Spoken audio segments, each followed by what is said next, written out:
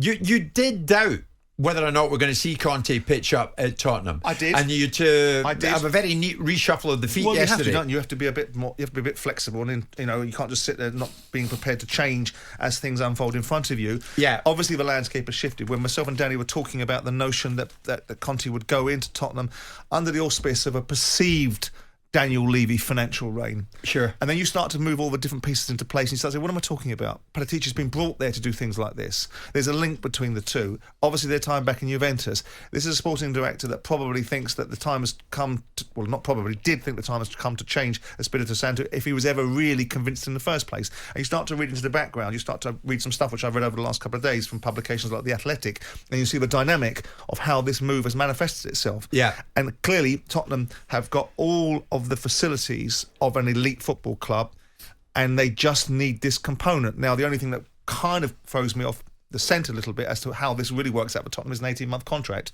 but no doubt we'll kick that around and see why that's an 18-month contract. We'll kick a few things around. 18-month contract, he comes, but he's expensive. 15 million quid a year. That's what you get when you get someone like Conte through the door. But I remember speaking to him at a pre-season Premier League gathering, and this guy holds your attention on a one-to-one. My God, he never takes his eyes off you. I mean, 15 million quid is the thin end of the wedge. Yeah. And let's be clear. You know, this guy's going to require some investment. He's going to demand some investment. He's going to command some investment. You get the impression that he's very intense. Talking to various people, I get the impression the Chelsea players, some of them suffered under him and didn't enjoy it because he is very disciplined, very focused, and these players will get his message. But you know what? What's wrong with that? They're professional footballers paid at the highest end of any pay scale you can possibly imagine. Yeah. Why shouldn't they be drilled into a sequence of circumstances that make them the very best they can be? This is why we've got the best producers in this building, mate. As I mentioned, I did mention, and I did mention moments ago that I spoke to Conte in that Premier League meeting. When was that, Luke? It was back in like 2017, I think it was. This was Conte in that chat that I had with him. And anyone listening at Tottenham this morning, if you doubt what this guy's all about, then don't doubt it after you hear this. This was just after his title triumph with Chelsea. He emphasised that only hard work brings you success. I think to win the league in England is not easy, and to win it was a big achievement for me. I enjoyed a lot, and different country, different language, different habit, also different football, and for me it was very important to take a bit of time to understand a new situation, and then to go into this situation and to try to do my best. For me, it's very important to think to my team and to try with my players to improve, and we have to know that only through the work we can improve a lot, and we must work harder than last season to try to reach the good satisfaction. It's interesting, Simon. I remember, off mic, if you like, that day, he says to me, it's all about hard work. And, whatever you did last season, whatever you put into it counts for nothing. It's now, and what you're prepared to put into it now. I love that. But Simon, I want to hit you with this. He comes, his tag means that it's going to get interesting. Yes. It might get rocky, but stick with me, says Conte, no matter what. Yeah. Does the reward outweigh the risk when it comes to Conte? And can the Spurs board afford for this not to work? Does the reward outweigh the risk? Look, the bottom line is it's a Hollywood signing for a global football club that tried to be part of the ESL. I mean, obviously, I made some jokes about Spurs joining the ESL was like Banana Man joining the Avengers.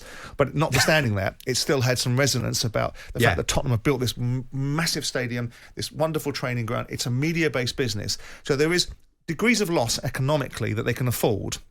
The upside is they get a manager in place that probably is a little bit more in his pomp. Well, probably a lot more in his pomp than Mourinho was when he took over.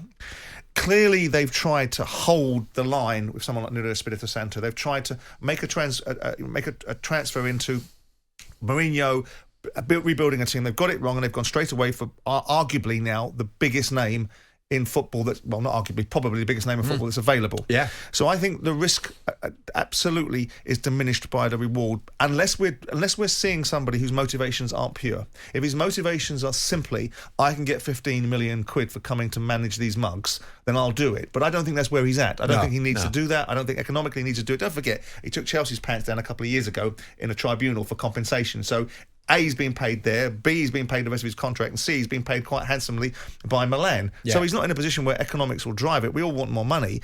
The project of Tottenham Hotspur has all the ingredients if you move one component to the side. And I think they've moved it to the side. I think it was already starting to move to the side, which is Daniel's omnipotent influence over football matters. By the very nature of Paratici being brought in as a director of football, as a recognisable and established, bona fide, legitimate, nailed-on director of football, you're not going to have a dog and bark. So that transition was already in place. Now, if we're to believe what's in front of our eyes, which is Paratici has been incredibly influential in getting Conte, it's not going to be a situation where he's not going to be able to give Conte at least 60 to 70% of the tools he wanted.